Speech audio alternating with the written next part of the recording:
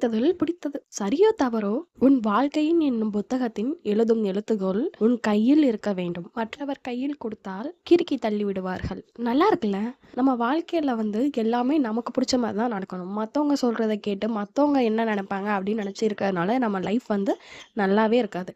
ஏன் அப்படின்னா நம்ம வாழ்க்கையை நம்மளால மட்டும் தான் வாழ முடியும். மற்றவங்க சொல்றதெல்லாம் கேட்டிங்க அப்படின்னா அவங்க அவங்க இஷ்டத்துக்கு தான் சொல்லுவாங்க. மேக்ஸிமம் நம்ம நல்லா இருக்கணும்னு யாருமே எதுவுமே சொல்றது கிடையாது.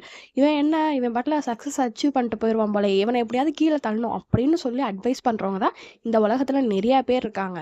ஸோ மற்றவங்க என்ன பேசுனா என்ன, உங்கள் வாழ்க்கையை உங்களுக்கு பிடிச்ச மாதிரி வாழுங்க. இந்த வாழ்க்கை நீங்கள் தான் வாழ போகிறீங்க. அவங்க சொல்கிற பேச்சை கேட்டு நீங்கள் பண்ணுறனால நாளை பின்ன நான் சொன்னால் நீ கேட்டுருவியா அப்படின்ட்டு அவங்க போயிடுவாங்க. ஆனால் அந்த டிசிஷன் எடுத்த நீங்கள் தான் உட்காந்து ஃபீல் பண்ணிகிட்டு இருக்கணும். ஸோ எப்போவுமே உங்கள் வாழ்க்கையில் எது ஒன்று பண்ணாலும் உங்கள் மனசு சொல்கிறபடி நீங்கள் கேட்டு பாருங்கள். அப்போ தான் உங்கள் வாழ்க்கை உங்களுக்கு பிடிச்ச மாதிரி அழகாக இருக்கும். கரெக்டாக சொல்லிக்கிறேன்னு யோசிச்சு பாருங்கள். இந்த மாதிரி வீடியோஸ் பார்க்கணுன்னா மறக்காம சேனல் சப்ஸ்கிரைப் பண்ணி வச்சுக்கோங்க.